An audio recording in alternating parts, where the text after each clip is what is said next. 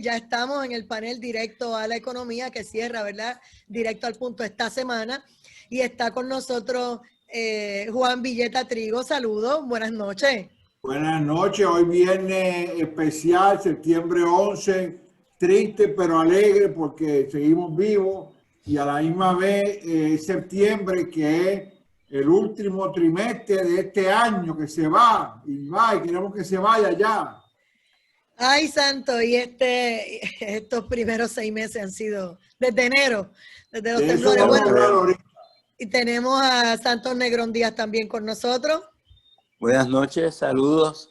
Aquí siempre dispuesto a afrontar el tema que sea, siempre y cuando sea dentro del ámbito económico, porque a nosotros las economías le dicen la ciencia intrusa, pero nosotros tres tratamos de mantenernos en los límites de la discusión que nos corresponde a nosotros, para no pisar el terreno de nadie. Ay, Dios mío, es que la economía y la política como que en algún momento se mezclan, pero ahí vamos. Así es. Bueno, hay que hablar de las consecuencias sobre la economía, ¿verdad? De la nueva orden ejecutiva que anunció ayer a las 4 de la tarde la gobernadora Wanda Vázquez Garcet. El clamor de los comerciantes, especialmente los casinos, hoteles, gimnasios. Mucha gente que vio, ¿verdad?, las puertas abiertas, las playas, los barcos, la pesca recreativa también. Hay mucha gente que tuvo la oportunidad de que van a reabrir a partir de mañana. Y vamos a ver cómo ustedes desde el punto de vista económico entienden que esta gente se pueden levantar y no caigan en las estadísticas que se decía que a diciembre iban a cerrar 10,000 negocios y iban a estar más de 100,000 personas en la lista del desempleo en Puerto Rico. Así que ustedes me dirán, empezamos. Juan Villeta Trigo. Vamos a, como siempre, con la mejor disposición para servir aquí a nuestra amiga de Arecibo. Miren, hoy es viernes, septiembre 11. Yo pido un recuerdo a aquellos que murieron, que eran personas obreras, que no tienen nada que ver. Y a la misma vez damos gracias porque seguimos vivos luchando ante tantas adversidades. Ahora, hoy, septiembre 11, yo no quiero ser negativo, pero tenemos que ser realistas. Y realista es tener los pies en la tierra, porque ustedes leen cosas, oyen cosas que sí, que no, y no nos están diciendo la verdad. Miren, vamos primero a cubrir los temas. Yo siempre tengo mi menú especial que lo traigo ahorita para que vean de toda calamidad hay oportunidades y hay cosas buenas. Primero, la orden ejecutiva vamos a despacharla rápido porque ya está bueno de esto. Miren, ya señores, el que se pone la máscara, se pone la máscara. No hay que decírselo más. Ahora, lo que sí tenemos que hacer es, y ahí el gobierno tiene que, de nuevo, como hemos dicho, asumir un rol proactivo, es velar que los comercios y los negocios cumplan. Ahora, ¿cuáles son esos que voy a monitorear? Definitivamente las cadenas grandes y las que son de mucha actividad, ya ellos están tomando sus medidas protectivas, de protocolo, de seguimiento, de vaya a la banca, vaya a los restaurantes de comida rápida, ya hay todo un protocolo, ya hay todo un distanciamiento. Yo hoy, y me pongo de ejemplo, porque no me gusta hablar por lo que dice la prensa, la televisión, yo desayuné en un fast food, porque estaba haciendo un laboratorio, y primero no te dejas entrar, te esperas afuera. Cuando entra hay distanciamiento. En la mesa está identificado. No te puedes sentar aquí, te puedes sentar aquí. Y hay unos sellos que te dicen dónde pararte. Quiere decir que los negocios tenemos que darle mérito. Ellos han asumido un rol proactivo, salubrista, y eso hay que reconocerlo. Ahora, la moneda tiene dos caras. Todo eso me cuesta a mí, porque yo he puesto los sellos, he separado, estoy limpiando, tengo más personal de seguridad, tengo más protección, máscara, tengo el hand sanitizer, toda la supervisión. Allí, cuando yo me iba a salir de este lugar de comer, había un oficial, un empleado con la llave que no deja entrar por la salida. Y más que eso, él me abrió. No es que la puerta estaba abierta. O sea, que fíjate que los comercios sí quieren, y yo creo que debemos partir hoy, viernes, con positivo, que los comercios que están haciendo su trabajo tienen derecho a progresar y vamos a darle la mano, el apoyo y sigan. Como dije la semana pasada, los comercios que están luchando hay que ayudarlos. No es el que va a empezar, es el que está luchando, que está ahí dando servicio. Ese es importante. Ahora, eso no quita que la orden ejecutiva dice que las barras y el chichorreo no están permitidos. No se crean que nos fuimos completos, no. Los gimnasios abrieron, los cines y los centros comerciales. Ahora, de nuevo, el ciudadano puede asumir un rol proactivo de velar. Mire, hoy, de nuevo, yo me pongo de ejemplo. Estoy en mi casa, salgo a la calle con mi máscara y voy al buzón a ver si hay correspondencia, porque sé que ahora el correo reparte o más temprano o muy tarde. A veces tengo que ir 2 veces al buzón. Y esta joven bajando, paseando los perros sin máscara. Y yo le dije, mire, póngase la máscara. Sí, yo la tengo. Yo le digo, ¿dónde la tiene puesta? Si no la tiene puesta en la cara y la boca. ¿A quién está engañando? Esto fue una dama. Señores y señores que nos escuchan, tenemos que ser proactivos. Nos estamos viendo unos a otros, ayudándonos. Pero si el que no coopera, pues que le den la multa. Ya no se puede esperar más ni cerrar más el país. Miren, para que ustedes vean la magnitud del impacto del cierre y por qué ya esto tiene que darle un giro completo. La gobernadora tiene que decir, de aquí a diciembre vamos a trabajar, vamos a tener una buena Navidad. Ya yo llamé a un importador de Navidad y me dijo, yo los voy a traer. Él me lo dijo a mí. O sea que la Navidad en Puerto Rico vale, la vamos a gozar, tenemos derecho. Ahora, no quita que hay que ser cuidadoso. Miren, yo tengo aquí estadísticas de la Autoridad de Puertos de Puerto Rico de los últimos 6 meses. La carga que ha llegado ha ido bajando mes tras mes tras mes. Y eso, aquellos que estudian la economía y le entienden bien, ¿no? Escribir columnas y hablar en televisión, no. Hay que estudiar la economía con profundidad, con números, porque por eso es economía. Esto no es astrología o es geología, esto es economía. La carga marítima, Puerto Rico importa más del 90% de la carga marítima, de la carga que importa, por mar, por barco.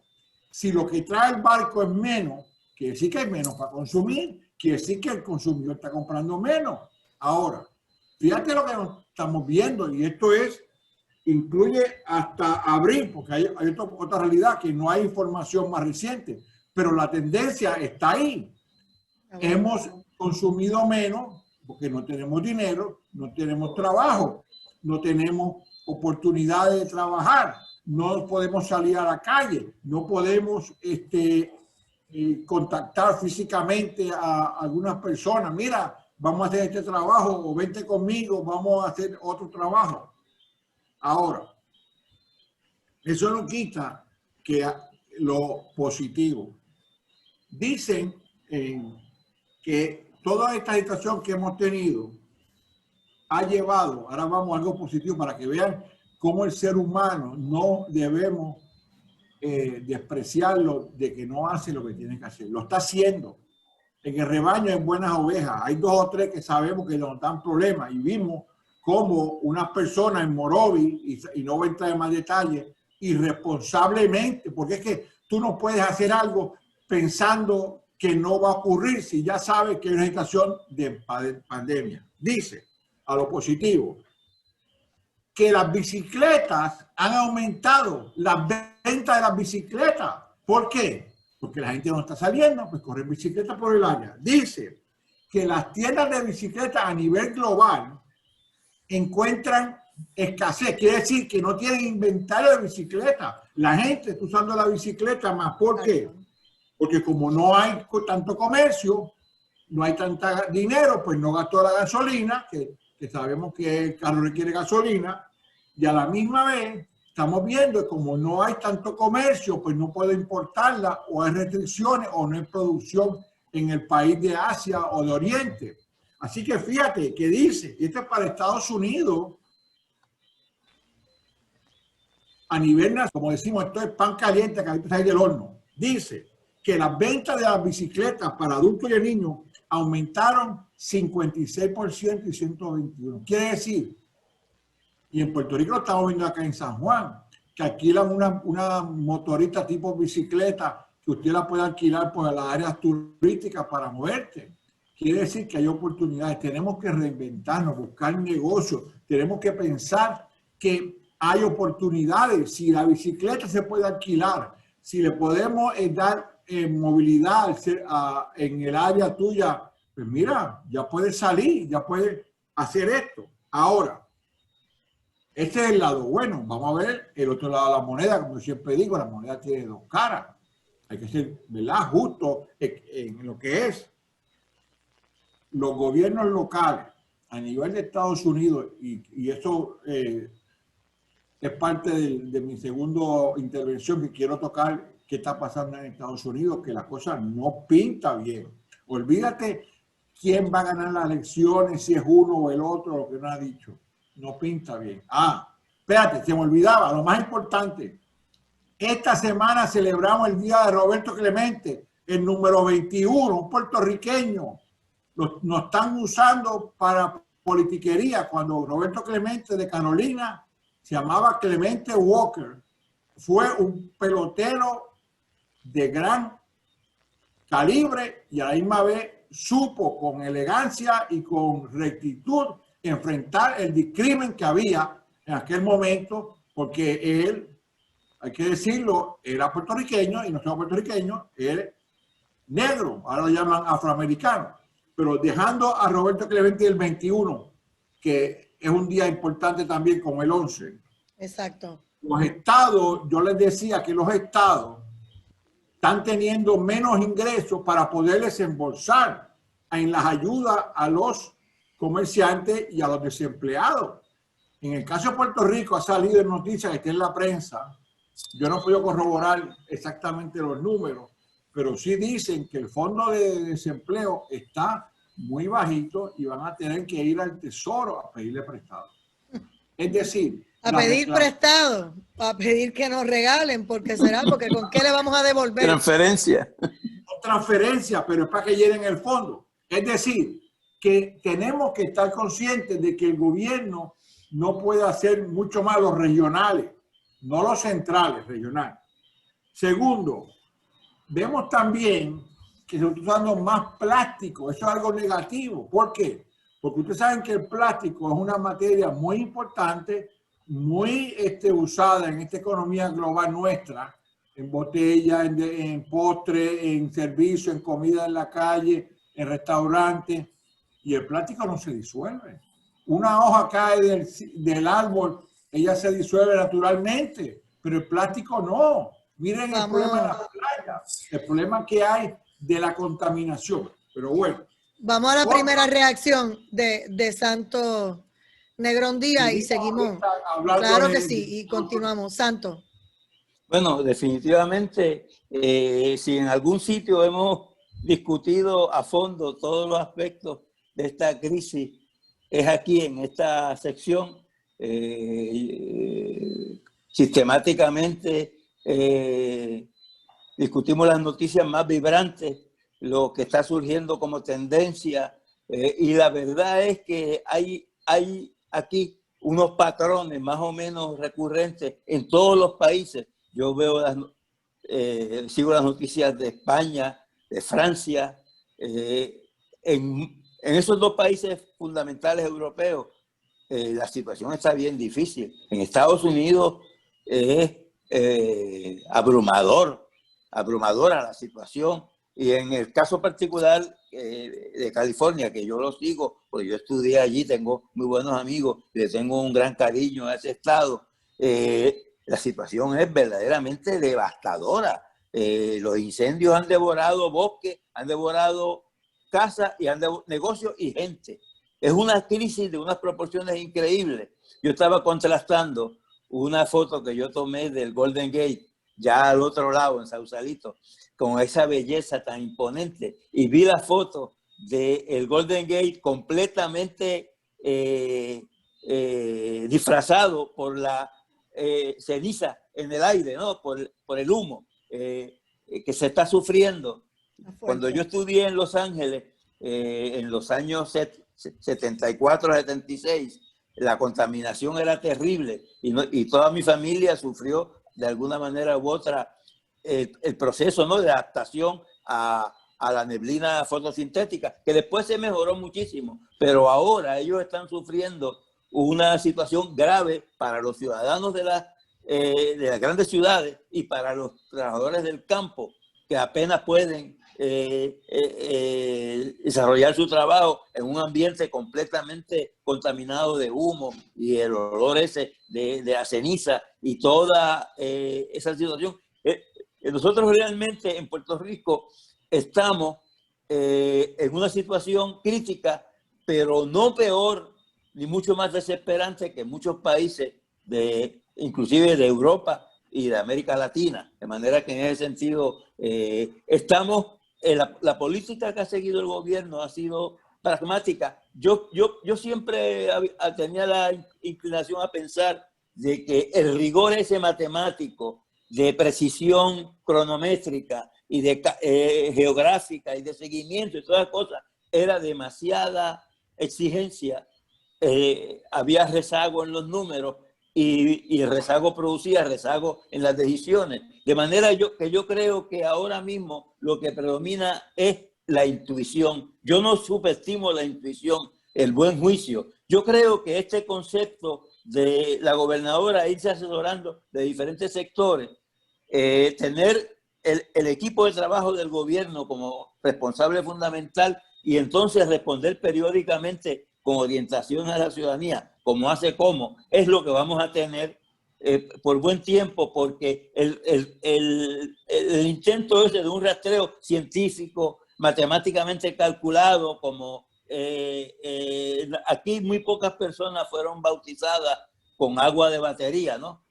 No hay esa precisión, pero tenemos el intento. A mí me alegra mucho el regreso de los trabajadores. Yo hice unos comentarios sobre el regreso a Minilla y el sitio donde yo estuve allí por un periodo de casi 8 o 9 años y tengo una gran devoción por el servicio público y yo espero que esa reintegración se haga de una forma pausada, cuidadosa, reduciendo los riesgos, pero trayendo la productividad a los centros de trabajo, restituyendo los sistemas estadísticos, creando los fundamentos, porque en Puerto Rico el gobierno es fundamental, necesario. El gobierno es la médula de esta economía, con todo y que predomina el concepto en términos ideológicos de una economía capitalista. La economía de Puerto Rico es básicamente un proceso dirigido y apoyado,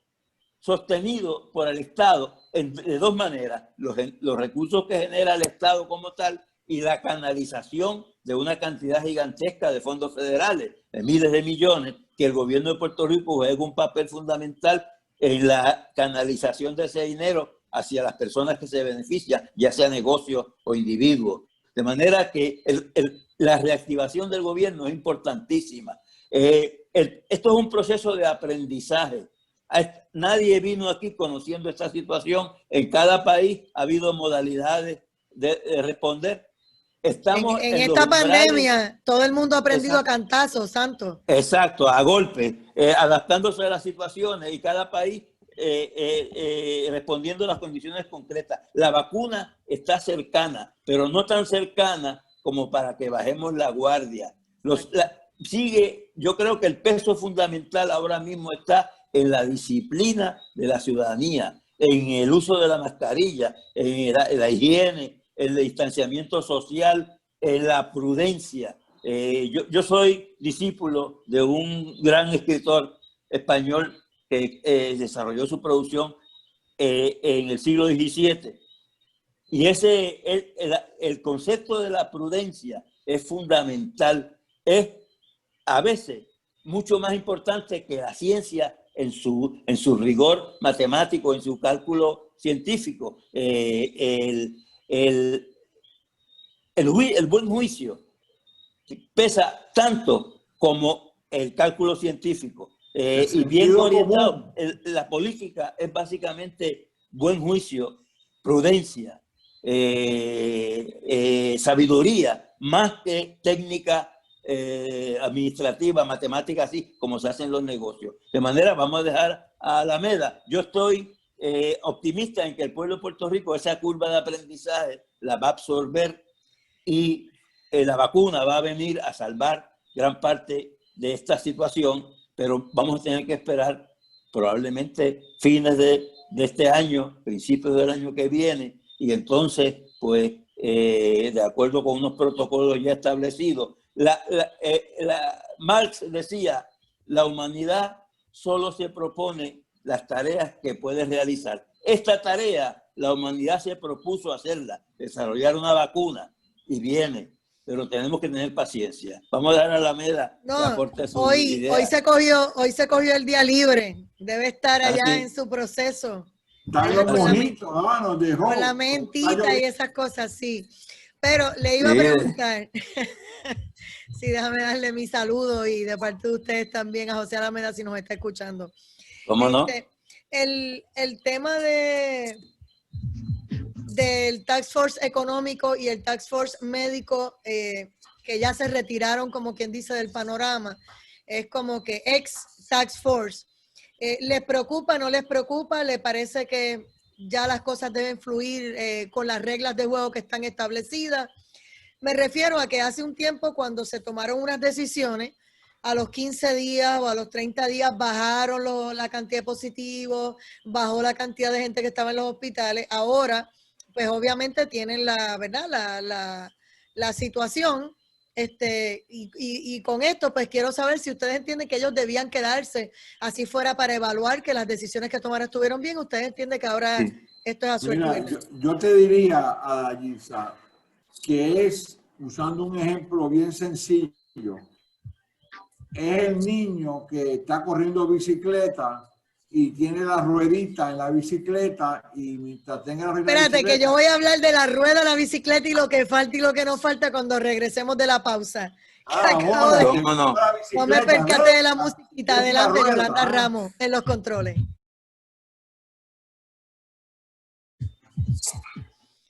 Regresamos a Directo al Punto. Soy Adagista Cortés y está por aquí el doctor Juan Villeta Trigo y también economista Santos Negrón Díaz, aquí en la sección Directo a la Economía.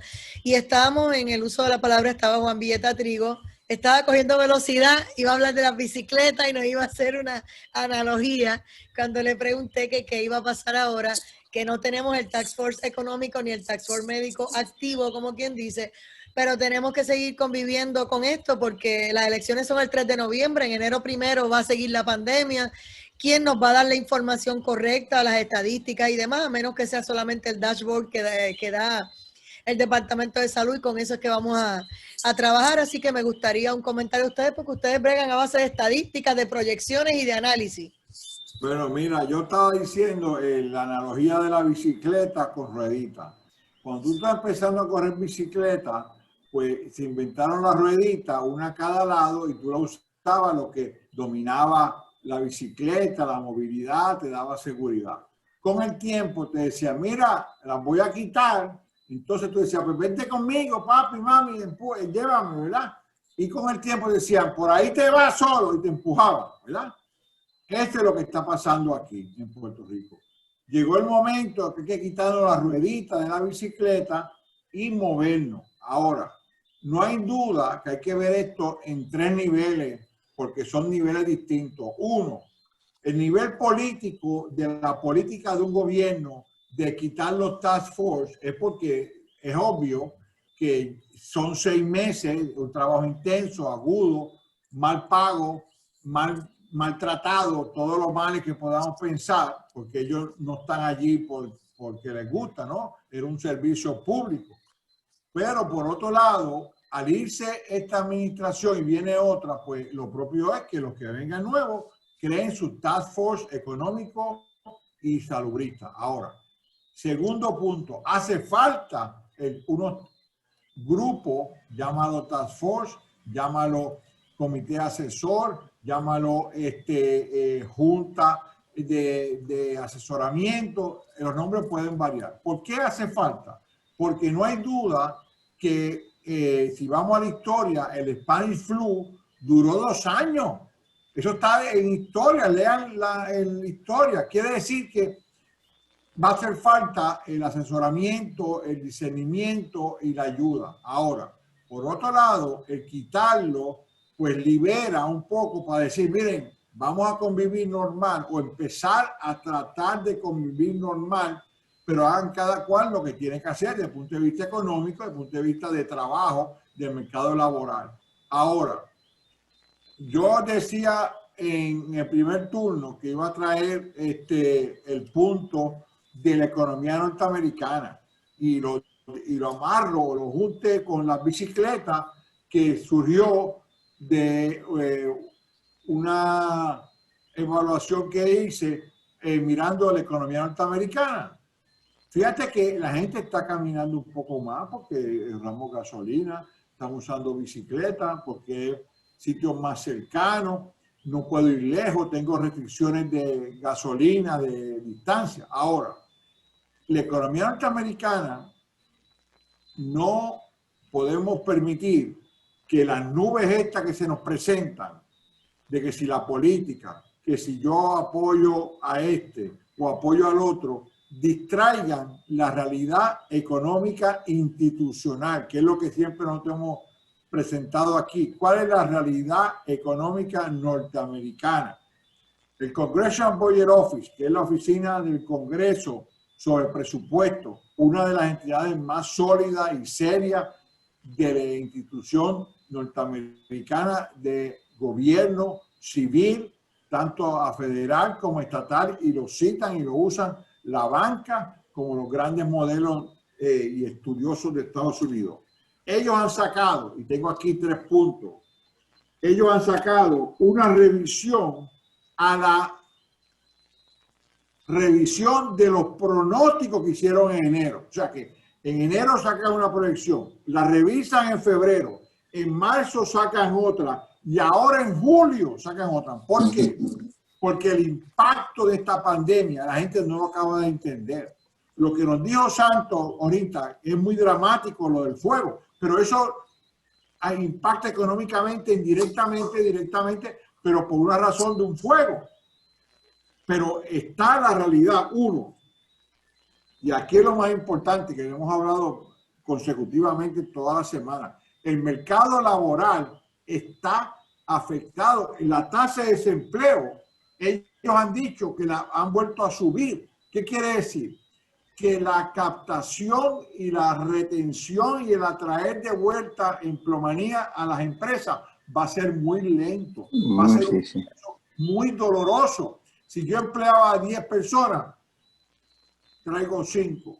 Hoy me dijeron en un laboratorio, no somos 6, somos 4, economizando sueldos, economizando planes médicos. O sea, los negocios tienen que sobrevivir y ahí entra conocer su estructura de costos.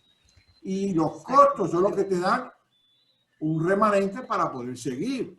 Dice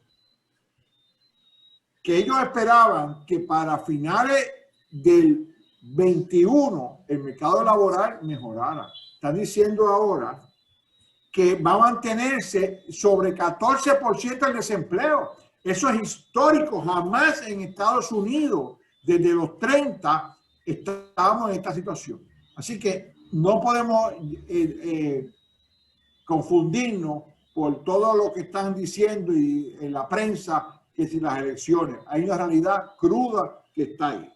Segundo, y esto es el mirar al año 24, o sea, 2 años más, porque ya estamos en el 21, ya se fue, ya estamos a finales del 20, vamos al 21, 3 años más.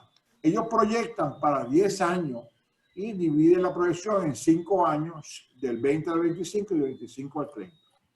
Pero vamos a quedarnos en el periodo más cercano, porque es el que tenemos más cerca, que es el que nos va a dar el seguro social mañana o los pagos de transferencias que Santo menciona. Dice, fíjense en la mentalidad, la incertidumbre del impacto de las proyecciones de cómo el distanciamiento social está impactando en Estados Unidos.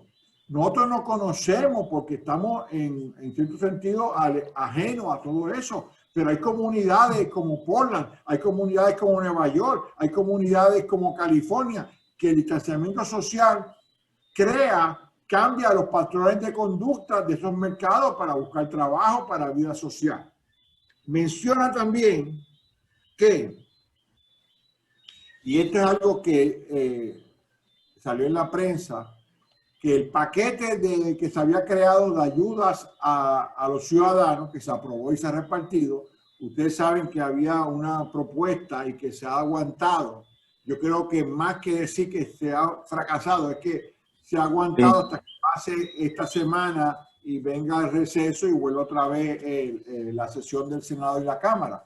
Pero no hay duda que algo tiene que ocurrir. El problema es que como hay año de elecciones, pues están jugando con el ciudadano común, con el ciudadano, como decimos, de a pie, el pobre y el trabajador.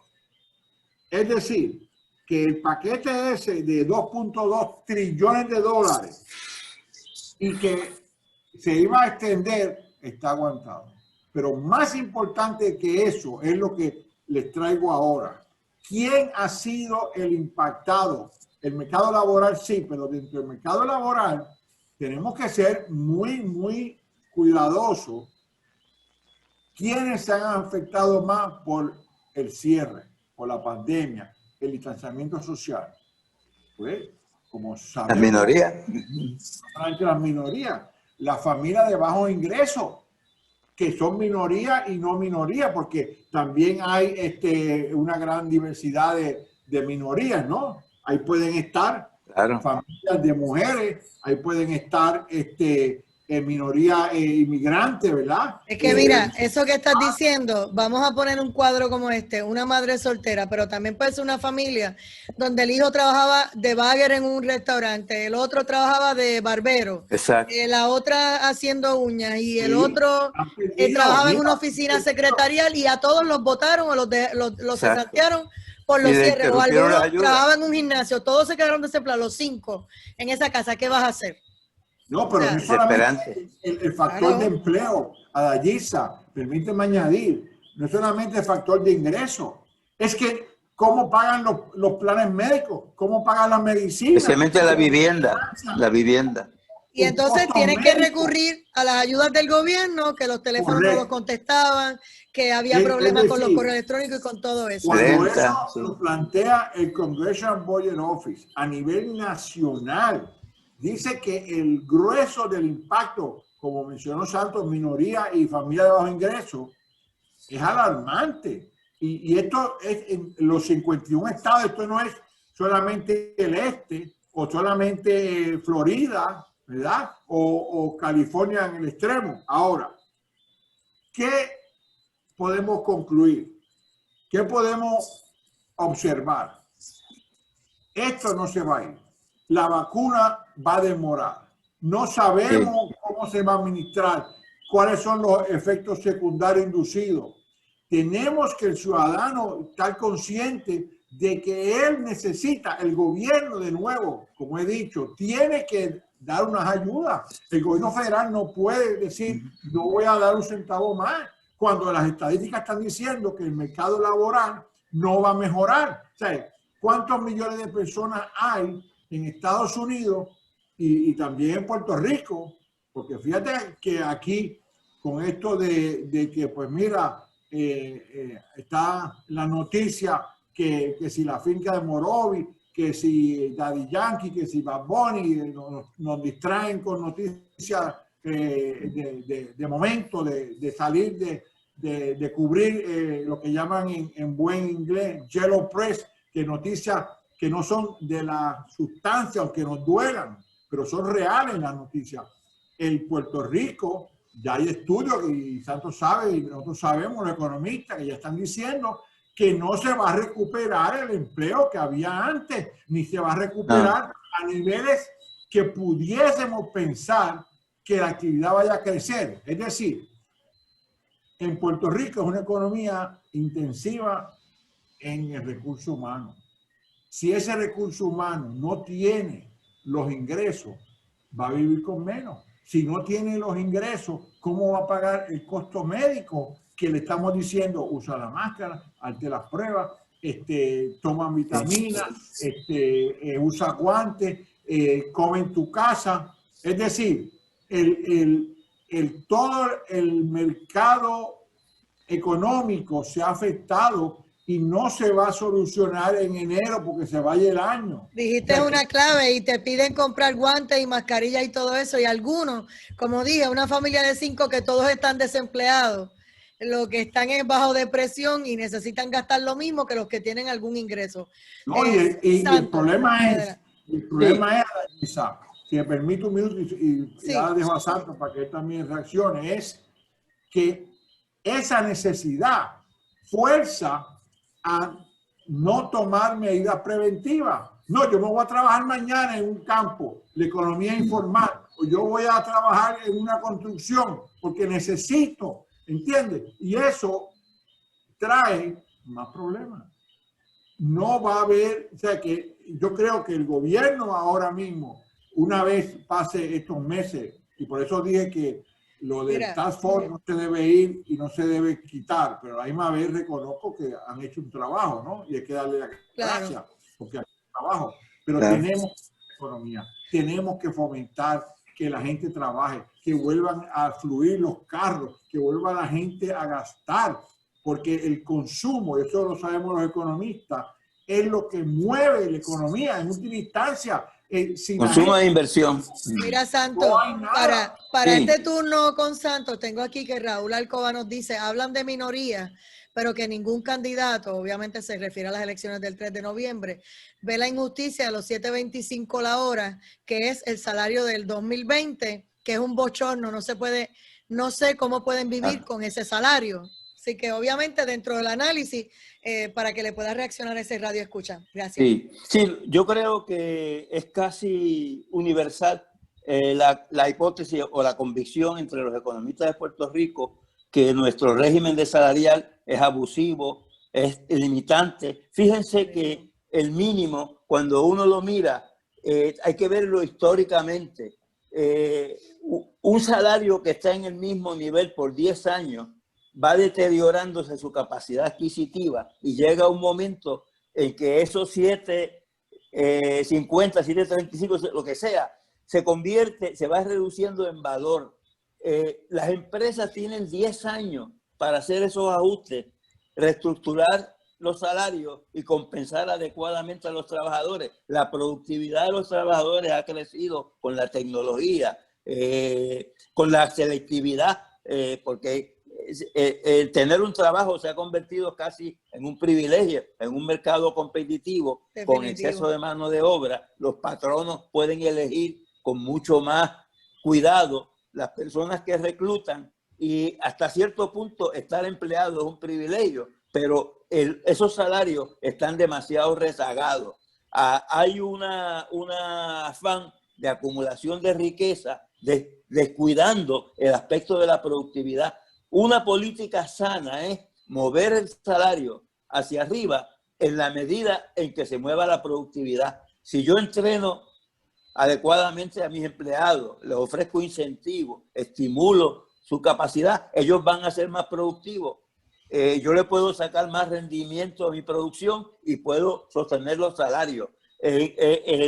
Estados Unidos es considerado por los europeos como una zona de bajos salarios. Eso le parece muy extraño a muchas personas que piensan que en Estados Unidos los salarios son significativamente altos. No, en comparación con Alemania y Francia y otros países y los países europeos, Estados Unidos está bien rezagado.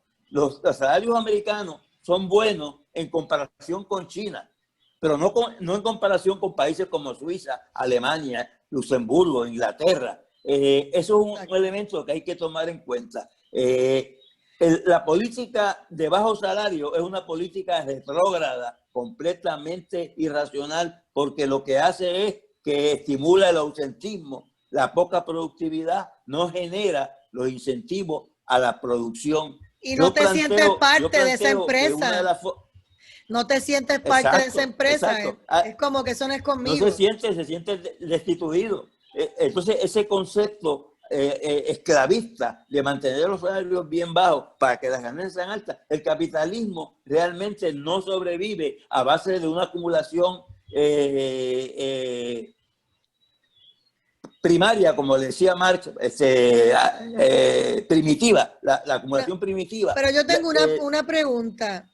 Dentro de esa misma situación, la gente trabaja por ese salario, por las 40 horas, etcétera, y entonces el gobierno por el otro lado hace como unos cuadres para que no cualifiquen ni para plan médico del gobierno, ni para otras ayudas. Entonces, la persona está en un salario, en otras palabras, mal pago, porque por el otro lado tampoco tiene esas otras ayudas. Y mucha gente a veces prefiere dejar de trabajar y recibir todas las ayudas que trabajar por ese salario. Que de si hecho, hay una preferencia porque por si con ese salario tú tienes que pagar un plan médico y hacer un montón de cosas, te quedas sin nada. Eso es un problema que está ocurriendo ahora. La gente no quiere regresar a trabajo mal remunerado porque estoy oyendo bajito, que están recibiendo de alguna manera u otra. Los beneficios que están recibiendo de alguna manera u otra son mejores que la alternativa de volver a trabajar. Esa crisis del mercado laboral se está dando en Estados Unidos y se está dando en Puerto Rico. Ahora mismo que el gobierno llama a trabajar a los empleados públicos, muchos de ellos de alguna manera u otra están recibiendo ingresos en otros mercados. Entonces, al integrarse al gobierno, hasta cierto punto, pues tienen cierto grado de resistencia. En Puerto Rico hay que hacer una reestructuración del sistema de entrenamiento y remuneración de los empleados públicos si se quiere recuperar la productividad laboral en el gobierno. Esa costumbre de ocio, marginación, mínima productividad, hay que romperla, porque nosotros no podemos darnos el lujo de sostener una clase trabajadora esencialmente ociosa y poco productiva. El gobierno tiene que tener un fundamento bien sólido de apoyo de sus empleados y una exigencia de que si tú quieres sostenerte en el gobierno, tienes que pasar por procesos de productividad, medición de la productividad, medición de rendimiento de los empleados, separación de la política partidista del reclutamiento y el desarrollo de los empleados en el gobierno. Nosotros no podemos seguir cargando un gobierno lleno de batatas políticas cuya productividad es exigua, porque entonces el gobierno es doblemente ineficiente. Aquí lo que estamos afrontando nosotros es una reestructuración total del gobierno en su base de producción de información, de servicios, de toda la gama, porque el sector privado se ha debilitado mucho y lo que queda como elemento de fortaleza es el gobierno, con el apoyo naturalmente de los fondos federales. Esa es la opción estratégica. Por eso la gobernadora se debe enfocar en los asuntos fundamentales. La discusión hay que reducirla al mínimo porque hay que actuar, hay que ejecutar, hay que tomar acción, supervisar todos esos procesos, responder a las necesidades de la población, de salud, de vacunación, de orientación. Vienen muchas tareas para el Estado en los próximos meses y viene la transición hacia un nuevo gobierno en el cual la gobernadora tiene que entregar un gobierno que esté corriendo y que sea una transición efectiva. Los problemas que afronta el gobierno de Puerto Rico en este momento son verdaderamente asfixiantes. Por eso yo creo que reducir esos dos grupos de trabajo, ellos hicieron un trabajo excelente, mostraron un interés genuino. Ahora el gobierno tiene que correr con la intuición, los sistemas de trabajo y aquella cosa que esté en el comando directo de la gobernadora para ejecutar en este breve tiempo y preparar el país hacia el nuevo cuatrenio. Lo que nos quedan son 3 minutos, Juan Villeta. Mira, yo creo que siguiendo la línea de Santos, hay dos issues aquí. El salario mínimo, vamos a hacer en perspectiva justo, surge porque es lo que históricamente en un momento dado una economía entiende es lo menos que se debe pagar. Ahora, usted sabe, y todos sabemos que en restaurantes se paga menos que el salario mínimo, pero por las propinas, pues tú te ganabas un montón de dinero y la gente aceptaba ese arreglo. ¿Qué quiere decir? Cuando se habla de un salario mínimo en economía, sabemos que es lo menos. Muchas empresas, y vamos a ser justo, equitativo, pagan más que el salario mínimo. Y por especialmente de manufactura, sí. Y son productivos y tienen ganancias. O sea, que no pensemos que todo el sector privado paga el salario mínimo y me voy. No, no. El sector privado paga bien y lo vemos. Son salarios altos. Ahora, el hecho que trae Santos del gobierno, fíjate que no es que pague el salario mínimo, porque tampoco lo paga el gobierno, porque hay unos acuerdos de uniones o por efectividad de años. Hay otros beneficios. Claro. Ahora, fíjate lo que beneficios marginales. Sí. Que volvemos a la pandemia, volvemos a la situación que tenemos al frente de nosotros, no lo podemos olvidar. Para crear empleo, el empleado tiene que ser un poco flexible. Mira, si me dan 10 horas o me dan 20, las agarro. Tengo una entrada. No son el mínimo, es un poquito más, pero no es mucho más. Lo agarro temporalmente. Ahora, eso no quita que también no permitir el abuso de que, mira, te voy a pagar 3 pesos, porque no es justo, ¿verdad? Hay un margen de lo que es equidad en la justicia social. Ahora, ahí entra lo que hemos hablado aquí en otras reuniones, es lo que apuntó Santos esta vez desde el punto de vista de productividad.